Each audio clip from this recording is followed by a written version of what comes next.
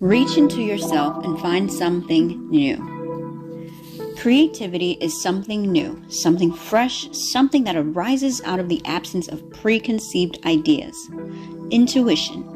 Ideas that spring from the untapped, unpredictable parts of the self results in creativity.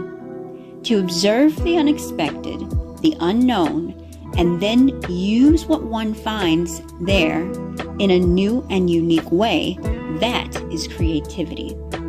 The process of creativity is an experience of ongoing attitudes, shifts, and changes that shape our way of relating to our environment. A great part of this process is perspective. When one has perspective, one has a good overview of a situation or an event. One can see clearly the emerging patterns in their various manifestations and configurations.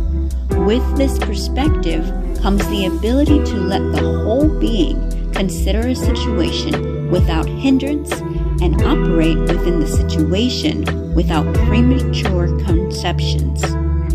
Creativity is the ability to bring something into existence from nothing. That is, from chaos comes a meaningful, organized whole.